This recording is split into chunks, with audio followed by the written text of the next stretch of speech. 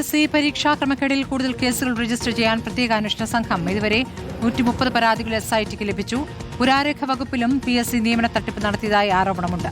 അതേസമയം ഉദ്യോഗാർത്ഥികളുടെ മാർക്കും സർട്ടിഫിക്കറ്റിന് പകർപ്പും നൽകണമെന്ന വിവരാവകാശ കമ്മീഷന്റെ ഉത്തരവ് ഹൈക്കോടതി സ്റ്റേ ചെയ്തു. PSC പരീക്ഷാ ക്രമക്കേടിൽ കൂടുതൽ പരാതികൾ ലഭിച്ച സാഹചര്യത്തിൽ കൂടുതൽ കേസുകളും രജിസ്റ്റർ ചെയ്യാനാണ് അന്വേഷണ സംഘത്തിന്റെ തീരുമാനം. നിലവിൽ ആസൂത്രണ ബോർഡ് ചീഫ് പരീക്ഷാ ക്രമക്കേടിലാണ് കേസ് രജിസ്റ്റർ ചെയ്തിട്ടുള്ളത്. തെളിവ് ശേഖരണം പൂർത്തിയായ സാഹചര്യത്തിൽ വൈകാതെ പ്രതിപട്ടിക കോടതിയിൽ സമർപ്പിക്കും. PSCയിലെ ഉന്നതർ കേസിൽ പ്രതികളാകുമെന്ന് ഏതാണ്ട് ഉറപ്പായി കഴിഞ്ഞു. ക്രൈംബ്രാഞ്ച് IG അജിത ബീഗത്തിന്റെ നേതൃത്വത്തിലാണ് അന്വേഷണം. അതേസമയം പുരാരേഖ വകുപ്പിൽ നിയമന തട്ടിപ്പ് നടന്നതായി പരാതി ഉയർന്നിട്ടുണ്ട്. താൽക്കാലിക തസ്തികയിൽ ചട്ടം ലംഘിച്ച് നിയമനം നടത്തിയെന്നാണ് ആരോപണം. കൺസർവേറ്റർ തസ്തികയിലെ പരീക്ഷയാണ് വിവാദത്തിലായത്. ഇടത് സഹയാത്രികനായ അരുൺകുമാറിന് നിയമനം നൽകാൻ ക്രമക്കേട് നടത്തിയെന്നാണ് പരാതി. അരുണിന്റെ വിദ്യാഭ്യാസ യോഗ്യതയ്ക്കനുസരിച്ച് സ്പെഷ്യൽ റൂൾസിൽ മാറ്റം വരുത്തിയെന്നും ആരോപണം ഉയർന്നിട്ടുണ്ട്.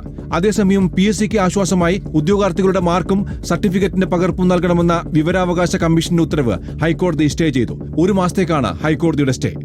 റിപ്പോർട്ടർ, തിരുവനന്തപുരം.